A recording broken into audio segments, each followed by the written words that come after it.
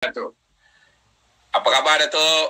Alhamdulillah. Alhamdulillah. Terima kasih banyak. Pertamanya bagi pihak Channel Paya dan juga Isu Raisan, kita dan seluruh pengurusan Isu Raisan yang diketuai oleh Yang Berbahagia Profesor Datuk Dr. Ridwan Osman dan seluruh kaki tangan dan juga pengurusan, kita ucapkan terima kasih kepada Yang Berhormat Datuk Johari Abdul kerana sudi menjadi tetamu kita pada hari ini. Jadi Yang Berhormat Datuk Johari Abdul merupakan ahli parlimen bagi Sungai Petani Kedah dan juga ahli Dewan Negeri Kedah bagi kawasan gurun yang merupakan pengurusi Majlis Pimpinan Negeri Kedah bagi Parti Keadilan Rakyat. Orang Kedah semua macam mana ni, Datuk Yang Berhormat Datuk? Semenjak PKP ni semua suram, amat suram. Tapi Kedah nampak dia punya cerita-cerita dalam media ni tengah-tengah ni sekejap naik, sekejap pop up cerita Kedah ni. Bagus ini, Datuk. Ni Kedah. Ya.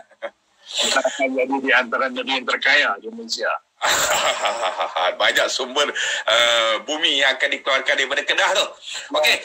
Sekali lagi bagi pihak Channel Paya dan juga Isu Raisan, kita mengharapkan tuan saudara-saudara, kita akan berbicara hari ini bersama dengan tetamu kita, iaitu Yang Berhormat Datuk Johari Abdul yang saya sebutkan sebagai ahli parlimen bagi Sungai Petani dan juga ahli Dewan Negeri bagi Gurun Negeri Kedah dan juga sebagai pengurusi Majlis Pimpinan Negeri Kedah Parti Keadilan Rakyat. Jadi untuk soalan yang awal ni, Datuk, untuk kita mengupas sebagaimana sekarang tengah panas sama ada di media sosial, bicaranya dan sebagainya berkaitan dengan darurat ini, lebih-lebih lagi pada kalau baca dalam siaran media dan juga pengumuman media, dan saya rasa Yang Berhormat Datuk lebih mengetahui bahawa kita bila ada darurat, kemudian ada pihak pula yang Berhormat Datuk Seri Anwar Ibrahim dan juga teman-teman dan juga Yang Berhormat Datuk sendiri telah mengumumkan, dikata satu kejadian dikeluarkan telah menyatakan satu permohonan untuk menyemak deklarasi darurat dan juga penggantungan persidangan parlimen dan juga Dewan Undangan Negeri bagi kesemua negeri di Mahkamah Tinggi Kuala Lumpur. Okey, Yang Berhormat Datuk sendiri salah seorang daripada yang dinamakan. Jadi terkait dengan soal itu, apa yang sebenarnya yang berlaku dan juga mengapa tindakan mahkamah ini perlu diambil? Silakan, Datuk. Assalamualaikum warahmatullahi wabarakatuh. Terima kasih Paya. Ya. Terima kasih Ida dan juga teman-teman yang bekerja keras untuk memastikan program ini berterusan. Alhamdulillah. Saya nak mulakan gini ya. Kalau kita perhatikan rakyat Malaysia ni, we are very law-abiding citizen. Rakyat Malaysia ni ialah satu kumpulan manusia yang cukup tertib dan juga amat mengikut peraturan dan perintah yang dikeluarkan oleh kerajaan. Tak kira lah kerajaan mana pun.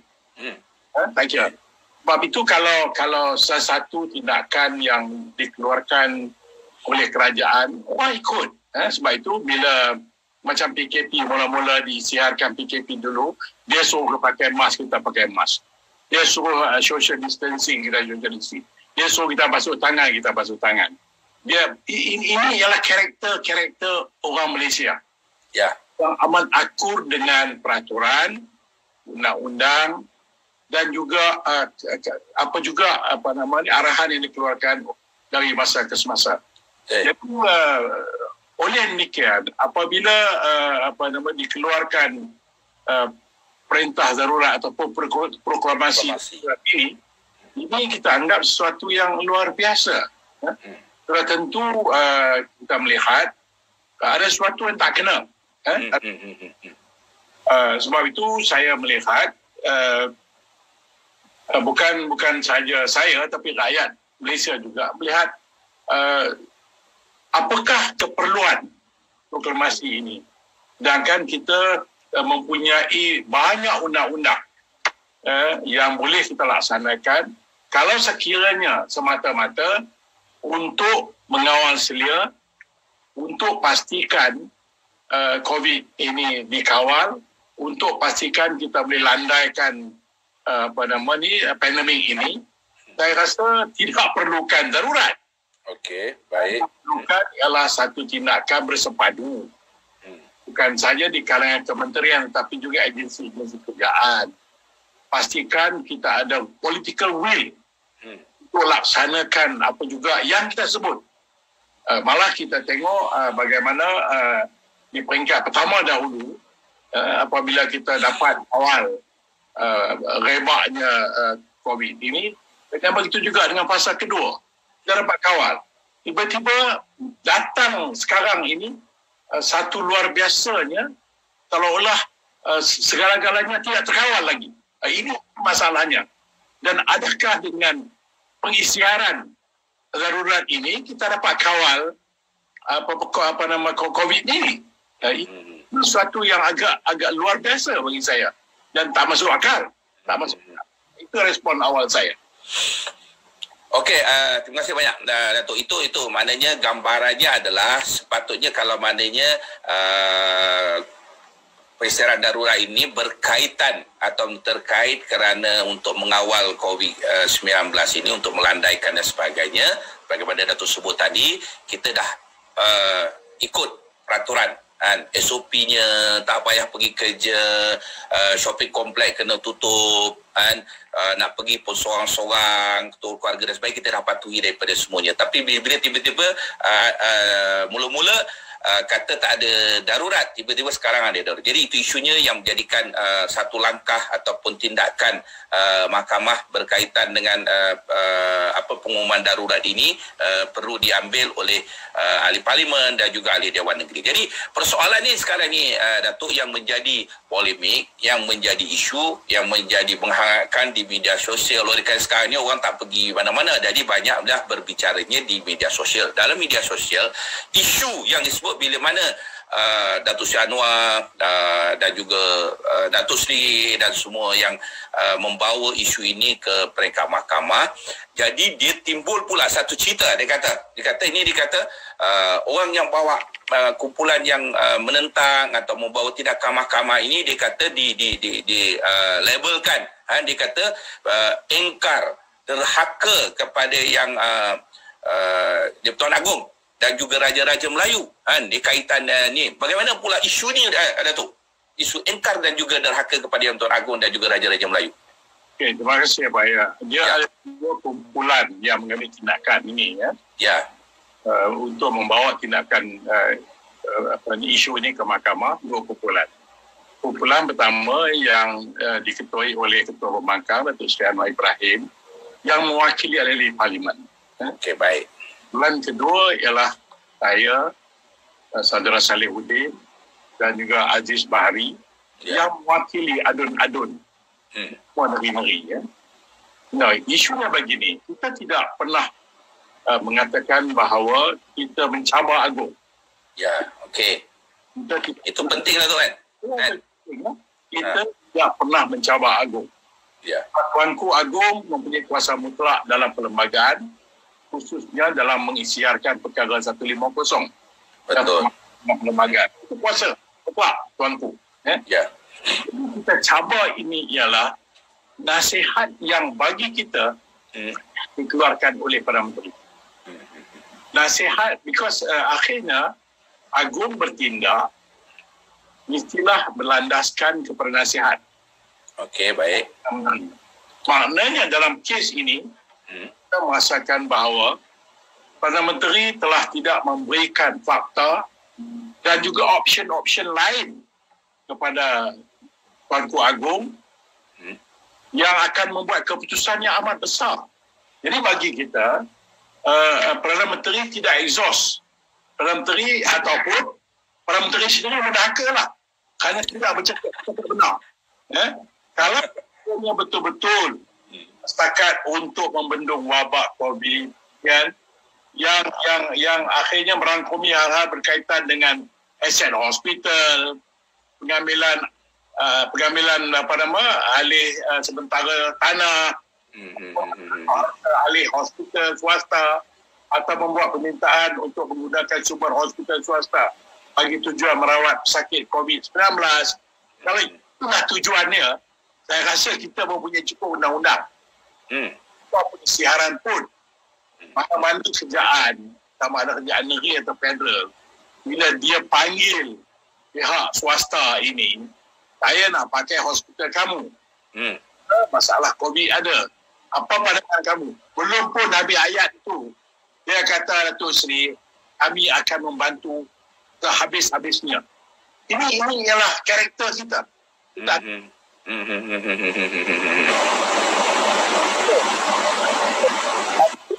Apakah Perdana Menteri tidak boleh bercakap dengan Menteri-Menteri besar? Saya nak pakai tanah kamu untuk tujuan apa jugalah. Tak buat. Jadi saya nampak tidak masuk akal untuk Perdana Menteri memberikan pandangan dan nasihat kepada Tuanku Agong untuk declare darurat. Tak masuk akal. Kerana option lain cukup banyak. Dan kita telah lalui fasa pertama dan fasa kedua tanpa ada masalah. Kenapa tiba-tiba perlukan darurat? Ini isunya. Kenapa?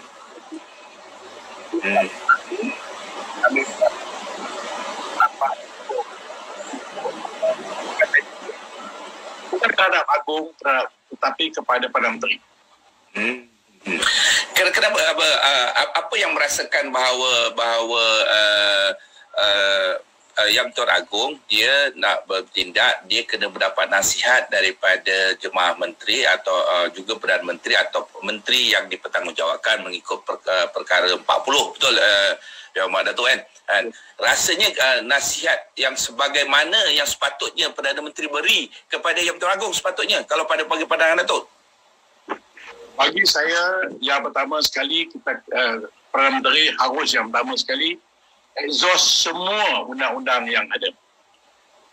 Malah kita mempunyai banyak undang-undang dan undang-undang yang jelas yang boleh digunakan ialah Akta Pencegahan dan Pengawalan Penyakit Berjangkit 1988. Akta itu pun ada. Kita telah pun juga memberikan kuasa yang cukup di Parlimen kepada kerajaan untuk bertindak dengan memberikan kuasa hampir mutlak kepada Majlis Jabatan Negara. Dan di Majlis Jabatan Negara ni satu badan yang paling tinggi sekali dalam menguruskan isu-isu yang dianggap sebagai mendesak bagi ni. Maka MKN lah yang akan. Sebab dalam MKN itu ada semua orang. Ada menteri pertahanannya, ada menteri dalam negerinya, ada menteri multimedianya, ada KSN, semua orang ada dalam tu. Dan saya kira yang soalan Pak Ayah tadi, apakah yang patut dibuat? Apakah yang patut dinasihati? Bagi saya ialah Perdana Menteri harus menasihati ataupun memberikan pandangan kepada Tuanku Agong secara komprehensif. Apa dia komprehensif itu? Yang pertama, bagaimanakah untuk mencegah penularan COVID-19 yang pertama. Yang kedua, harus ingat rakyat juga terkesan amat-amat sangat. Jadi harus ada package bantuan kerajaan, bantuan bakul makanan, insentif dan berbagai-bagai. Dia datang mesti dalam package. Dia tidak boleh saja melihat ini sebagai masalah wabak penyakit saja. Tetapi mau tidak mau, wabak ini juga telah mengakibatkan isu-isu yang lain. Isu apa dia? Isu ekonomi, isu apa? Isu perniagaan, isu pendidikan, anak-anak tak boleh sekolah. So maknanya kita datang dengan satu package. Sebab kita tak boleh kata wabak ni akan pergi dalam masa 3-4 bulan. So maknanya harus ada jangka pendek, dahana dan panjang. Dan inilah yang rakyat sedang tunggu. Sebab kita tak boleh. Yang ada sekarang ni ialah piecemeal. Hari ini kita PKP, besok PKP bersyarat, lusa begini. Jadi rakyat pun agak pelik sebab sebagai rakyat kita harus plan kehidupan kita. Jadi bagaimana kita nak terus dalam kehidupan kita. Kalau kita penyiritan tidak pasti apakah yang sebenarnya dalam pemikiran MKN itu sendiri. Saya berada dalam jawatan kuasa di peringkat daerah. Saya lihat petugas-petugas yang frontliners lah, khususnya polis. melibatkan polis, tentera, JPAM, rela. Kadang-kadang mereka pun pening kepala. Sebab apa? Arahan-arahan yang keluarkan oleh MKM yang pertama tidak jelas. Yang kedua, last minute. Yang ketiga, what's next? Tengok what's next, tak ada jawapan. Jadi maknanya kita ni ad hoc.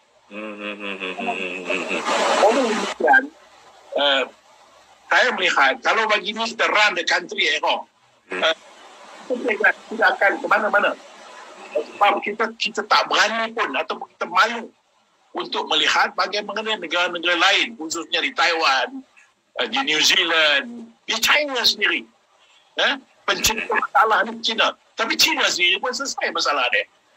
Apakah kita tak boleh belajar daripada dia? Jadi bagi saya, ini kelemahan yang amat luar biasa. Kelemahan yang amat luar biasa. Okey, terima kasih banyak Datuk. Ada celahan soalan ni daripada kita punya penonton. Dia kata tadi Datuk sebut berkaitan dengan sepatutnya Perdana Menteri memberikan nasihat kepada Yang Bertuan Agong. Dia kata ada persoalan daripada ni. Dia kata dia kata kelayakan untuk Perdana Menteri tu ada ke? Ini juga persoalan ditimbulkan ni. Apa persoalan dia kata? Masih layak ke? Soalan ni daripada penonton ni. Saya cakap ni berlandaskan undang-undang. Okey, right. Kita dan saya tidak juga mau political issue. Soalan tadi, adakah Perdana Menteri layak? Jadi kita patah balik pada undang-undang. Okay. Pada amalan dalam parlimen. Kalau sekiranya dia tidak mempunyai majoriti, dia tak layak lah. Jadi untuk jadi Perdana Menteri, dia kena ada majoriti.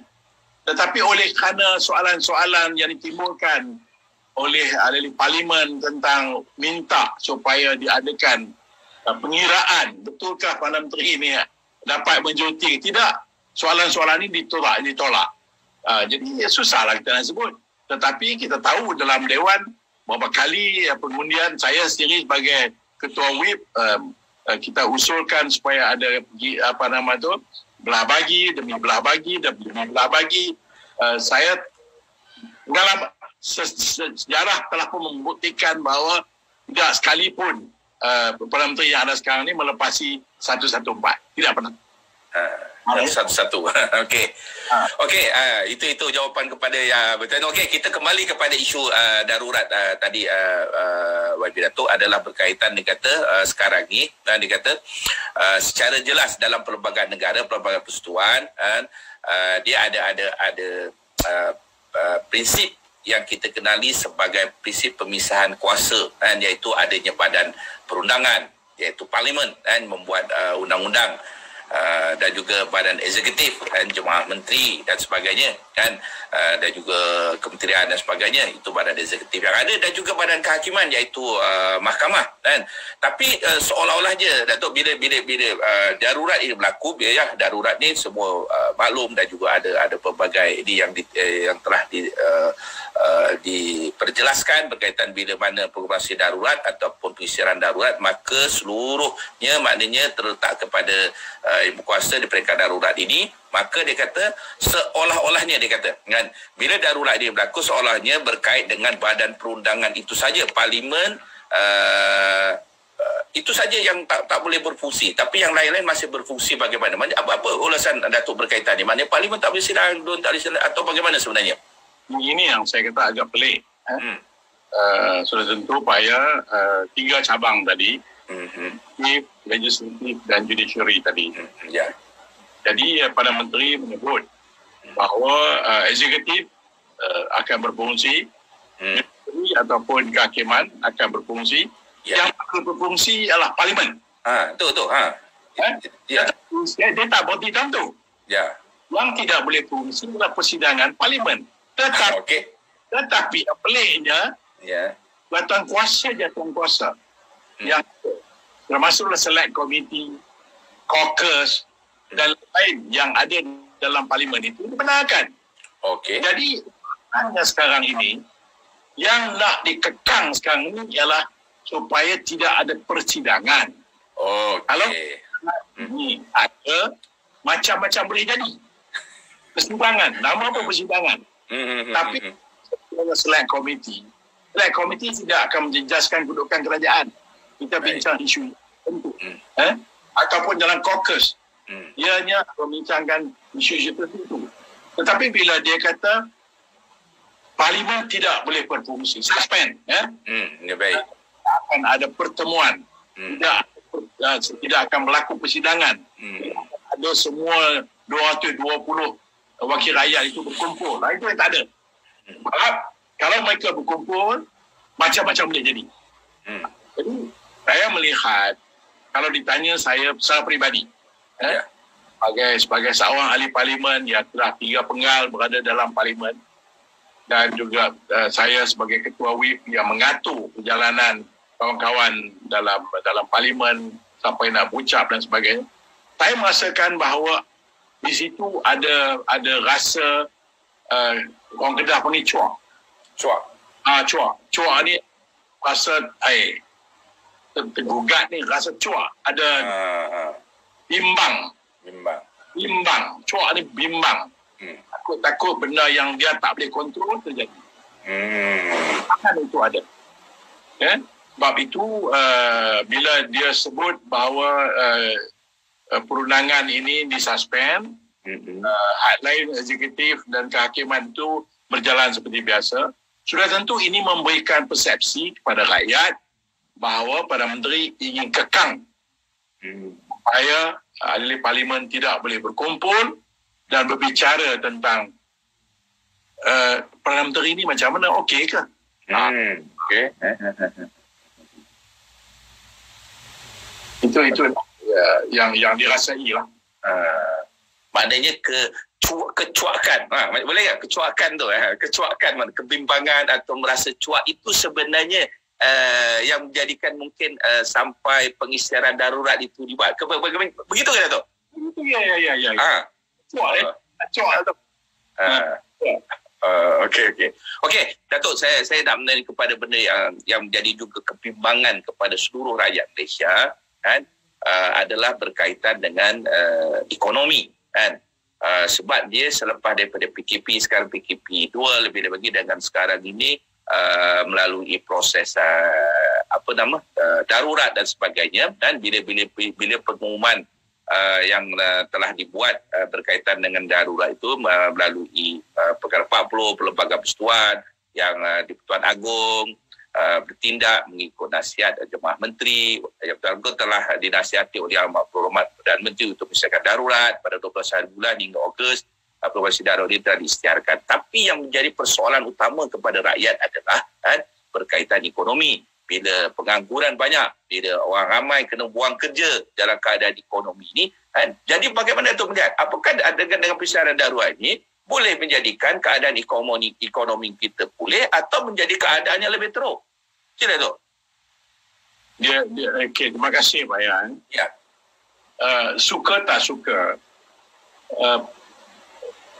darurat itu membawa konotasi negatif. Harus ingat, Okey. Kita umum saja emergency, ianya membawa konotasi something is wrong somewhere. Sebab itu, kalau saya atau Pak Ia menjadi pelabur, saya ada sejumlah 1 bilion US, katakan. Saya nak pelabur ke kawasan Asia Tenggara. Baik. Saya mahu nak melangkah, saya dengar kata di Malaysia ni ada darurat. Agak-agak payahlah. Tak jadi. Jadilah.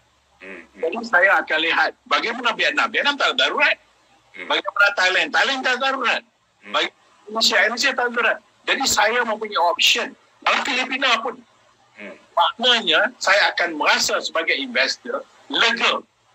Kerana saya nak bawa 1 bilion US ke satu negeri yang saya tidak boleh kontrol. Saya cuma mengharapkan kerajaan yang berbudi bahasa, saya ikut rules of law. Saya tidak akan masuk ke satu negara yang baru saja diumumkan darurat. Ini cari malapetaka ni. Sebab itu saya katakan itu persepsi yang pertama. pelabur-pelabur akan fikir banyak kali. Dan kedua, pelabur-pelabur yang ada sekarang ni pun mula pek, dia pun kata aku tunggu lagi lama nak air aku ni. Dah terkejut beberapa syarikat-syarikat besar telah mula berpindah ke negara-negara lain, termasuk Indonesia, membuka pintu dia seluas-luasnya. Ramai daripada kalangan yang melabur di Malaysia telah pun berpindah ke negara-negara lain termasuk ke Indonesia. Malah baru-baru ni kita dapat tahu bahawa mereka telah pun pindah ke Indonesia bukan dalam jumlah yang kecil tapi jumlah yang besar. Sebab itu saya nak katakan bahawa ini bukan, bila kita memerintah, ini bukan soal hari ini apa yang berlaku hari ini. Ini ialah soal future. Kerana apa juga tindakan yang kita ambil sekarang ini bukan ada impact hari ini, tetapi dia akan ada impact future. Sebab itu bila saya dengar lah macam-macam orang komen, termasuklah kerjaan sekarang ni katakan apakah yang kerjaan PH dah buat selama 22 bulan. Lihat apa yang mereka telah buat. Hara jadi. Cuma soalan kita ialah mereka dalam PH semua tu hari ini dalam Perikatan Nasional. Orang yang sama, orang yang mengambil, orang yang telah pun tebuk atap masuk dan orang yang telah tubuhkan kerajaan, orang inilah. Dulu dia mungkin dia menteri ekonomi. Sekarang ni dia menteri MITI. Orang sama. Orang yang sama. Mana kalau kamu gagal dahulu, kamu juga asalnya pasti gagal hari ini. Sebab itu saya melihat kumpulan orang inilah yang kononnya telah pun gagal dalam PH dulu. Tiba-tiba mereka ini juga pakai baju yang berbeza, mengaku kerjaan yang baru, tetapi tindakan mereka sama. Sebab itu saya tidak terkejut bahawa pengisiaran ini ada kaitannya dengan politik. Dia bukan masalah wabak, tetapi dia lebih kepada politik. Itu pandangan saya. Okey, tapi Wabirak tadi sebut juga berkaitan dengan Menteri MITI. Menteri MITI dalam ulasan media dia kata tidak terjejas, ekonomi negara tidak terjejas, unjuran akan berlari dengan baik, pelabur tidak lari. Apa pula Datuk kata tak ada, tapi Menteri kata okey. Macam mana tu? Menteri kata okey, tapi data-data menunjukkan bahawa keadaan tidak seperti yang disebut. Malah bukan sahaja pelabur-pelabur. Malah kita tengok sendiri SME kita sendiri cukup. Bagaimana kita nak survive sekarang ni? Berniaga-berniaga kecil kita, kecil dan sederhana kita, macam mana kita nak survive? Package yang dikeluarkan sekarang ni, adakah dibuat kajian? Adakah package yang dikeluar itu memberikan impak positif ataupun negatif? Bagaimana rakyat hilang pekerjaan dan kita akan menyaksikan hampir 800 ke 900 orang akan menganggur. Jadi macam mana kita nak move around, nak turn over everything dalam keadaan tidak ketentuan. Apatah lagi seperti yang saya kata tadi, pengisiaran darurat itu membawa konotasi negatif. Dan yang lebih parah sekarang ni ialah uncertainties. Rakyat sendiri tak tahu ke arah manakah kita nak pergi sekarang ni. Seolah-olah macam tidak ada planning. Kita live by the day. Ad hoc segala-galanya. Ini isu yang sedang dibincangkan di peringkat bawah sekarang ni. Okey, Datuk. Kalau kita berujuk ini, pengisiaran darurat ini, juga ada dalam kita melalui proses PKP 2.0 ini, semalam saja Datuk, semalam kalau kita rujuk kepada kes yang positif yang diumumkan semalam lah semalam 5,725 kes Datuk kan. Kalau kita melihat daripada ini, kalau kita lihat daripada apa yang gambaran yang dibuat oleh pihak kerajaan, maksudnya darurat ini terpaksa dilaksanakan kan, kerana untuk membendung wabak kerana pelbagailah tadi Datuk juga sebut berkaitan dengan hospital kan, tapi dalam masa yang sama kan, kalau kita lihat daripada hari pertama 12 hari bulan Januari sampai sekarang ini bila pengumuman darurat peristiwa darurat itu diumumkan, maknanya kes COVID ini dia tidak berkurang kan? Bagaimana Datuk nak mengulas perkara ini? Okey, saya nak kata gini lah. Apa jua pun yang berlaku sekarang ni, kita mesti ingat jangan sampai rakyat tak percaya kepada kita. Baik. Kadang-kadang saya di bawah, rakyat tanya, betul ke Datuk figure ni betul ke ni? Okey. Suspend tak? Ya. Ada macam keraguan. Sama ada figure yang diberikan itu, adakah figure yang di make up ataupun figure yang real. Okey, itu soalan pertama. Ya, betul. Yang kedua, jangan sampai rakyat defy the law. Maksudnya, kalau rakyat dah fed up, contohnya, kalau anak tak makan, ada satu ibu yang sanggup mencuri. Oh, betul. Ada kes dah. Pada itu satu ibu. Laku berbanyak lagi ibu-ibu yang akhirnya dia kata, apa nak jadi pun jadilah, asalkan jangan anak aku mati. Tak endahkan undang-undang lagi, and they just move and walk to the street. Itu bahaya. Dan katakan awal tadi, kita ni law abiding citizen. Kita ni amat rakyat yang cukup perhati dan juga mengikut undang-undang. Sampai satu masa rakyat rasakan mereka ini diperolok-olokkan. Ini bahaya. Bagi contoh apa ya? Sebagai contoh. Ya. Kerajaan baru ini telah mengumumkan untuk adakan tubuhkan CAC. CAC ni masuk COVID Assessment Center. Okey. COVID Assessment Center ni bermaksud mereka yang dikenal pasti dijangkiti COVID akan dihantar ke CAC ataupun COVID Assessment Center, dan pakar ataupun doktor di sana akan cek adakah orang yang suspek ini bergejala ke tidak, adakah dia ni serius ke tidak, ataupun kalau tidak serius dihantar ke rumah dan dikuarantin ke rumah. Kalau dia serius dan bergejala, dia akan dihantar ke hospital. Baik. Ini baru diintroduce. Ini apa yang berlaku sekarang ni. Akhirnya ini berterusan. Orang yang dijangkiti oleh COVID, walaupun dia tidak serius, dan dihantar oleh kerajaan balik ke rumah dia, apa akan berlaku? Dia kata bahawa kerajaan memang tidak ada duit, dia akan kata bahawa kerajaan tak boleh kat dia. Betul. Kerajaan kena ke? Aku kena COVID tapi aku kena balik. Seluruh keluarga aku akan mati semua. Dia kata, tidak ada perancangan daripada awal.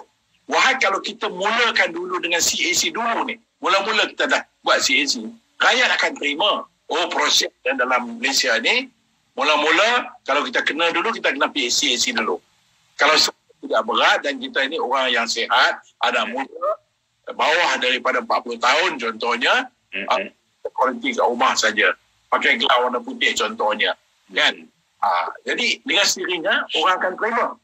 Tapi sekarang ni you dah baru introduce dah selama keadaan dah begitu serius, orang tak percaya dah. Orang tak akan percaya. Sebab itu rakyat akan kata ini flip-flop lah. Ini satu keadaan yang amat flip-flop. Dan flip-flop inilah yang membuatkan orang mula mempertikaikan kewibawaan kerajaan yang ada sekarang. Ini yang amat bahaya bagi saya. Dan saya melihat, yang saya kesian lah, bukan saya melihat ni, ialah frontliners. Yang akhirnya dia pun agak keputusan yang dibuat oleh MKN itu tidak membantu mereka. Betul saya katakan kerajaan jangan malu lah. Jangan malu belajar daripada Australia, belajar dari New Zealand, belajar daripada Taiwan, belajar daripada China. Macam mana orang sana buat. Kan? Kita tak boleh reinvent the wheel. Ikutlah apa yang orang buat dan ada success rate di sana. Jadi kenapa yang kita nak buat benda-benda pelik-pelik macam ni? Okey, terima kasih banyak Datuk. Dan kita ke soalan hujung Datuk banyak yang telah kita bincangkan tu, benda yang besar-besar perkara yang saya juga semuanya orang memberikan pertanyaan, persoalan dalam media sosial dan juga pertanyaan-pertanyaan yang dibincangkan dalam WhatsApp group dan sebagainya. Hari ini isunya adalah hari ini dalam Cendol Paya kita bicara berkaitan dengan darurat, isu gantung parlimen yang terbawa mahkamah, dan semalam juga kita mendapat pandangan daripada yang berhormat Dr. Abdul Aziz Bari, yang juga merupakan salah seorang yang bersama-sama dengan yang berhormat Datuk Johari Abdul dan juga yang berhormat Datuk Seri Salahuddin dalam mengumpulkan tindakan mahkamah ini. Dan tapi yang penting kat sini, yang bagusnya Datuk, daripada sudut-sudut kenyataan yang telah dibuat oleh yang berhormat Dr. Aziz Bari, dia menyatakan begini. Dia nanti saya minta untuk apa-apa kata yang berhormat Datuk. Dia kata apa yang berlaku sekarang tak pernah berlaku sebelum ini. Dia kata dengan darurat ni, dia kata kalau kita baca ordinans darurat 2021, dia kata ini yang sekarang ni, dia kata, dan saya agak terkejut, dia kata. Sudah sampai peringkat kuasa agung untuk memanggil, memprolog dan juga membubarkan parlimen. Kita lihat kuasa agung ini telah dibekukan oleh Muhyiddin. Ordinans darurat 21 ini membekukan kuasa agung. Kan? Jadi persoalan yang tadi kita sebut tentang siapa yang derhaka, kan? Maknanya bila ada Datuk Seri Anwar bawa ke mahkamah, ada orang kata derhaka, kumpulan Datuk juga membawa ini dikata kumpulan derhaka. Tapi sekarang ni seolah-olahnya bila ordinans darurat 2021 ini dibuat, dia Tan Sri Muhyiddin seolah dia membekukan kuasa agung dan juga mungkin di peringkat negeri juga, hingga membekukan kuasa sultan dan juga yang di Pertuan Negeri untuk memanggil sidang DUN. Apa komen Datuk? Ya, sebab itu terima kasih Pak ya. Sebab itu saya, Saudara Salahuddin dan Saudara Aziz sendiri masukkan petition ini kerana harus ingat bahawa kita mempunyai raja-raja kita peringkat negeri. Dan di peringkat negeri ini adalah kuasa Tuanku Sultan. Sama ada dia nak suspend Dewan Negeri ataupun dialah yang akan memanggil Dewan Negeri mengikut seperti yang telah dijadualkan. Baik.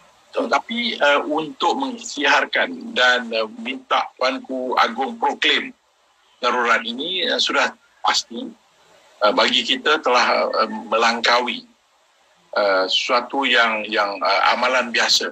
Seperti yang YB Aziz Bari kata, tidak pernah berlaku sebelum ini. Memang tak pernah berlaku. Ini suatu yang norma baru. Yang luar biasa. Dan saya amat bimbang.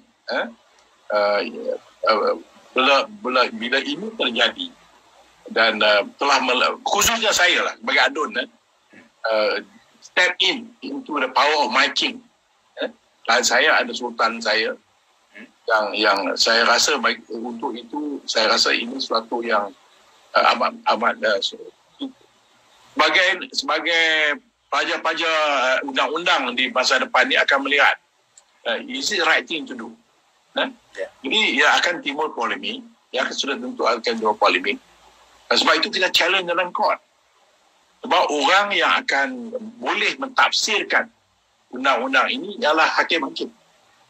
Jadi saya akan cakap begini, Muhyiddin akan cakap begini, menteri-menteri dia cakap macam ni.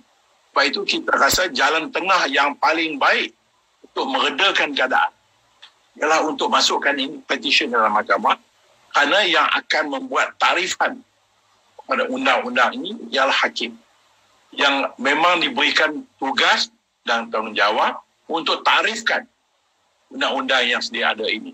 Jadi kita tunggu dan lihat. Saya yakin hakim-hakim kita, hakim-hakim yang wibawa, hakim-hakim kita pun dilantik oleh Agung sendiri, yang akhirnya mereka akan buat keputusan sama ada tindakan yang dibuat oleh Perdana Menteri Muhyiddin sekarang ini is it legally right. Walaupun dia rasa politically right lah bagi dia, kita rasa adakah ianya legally right.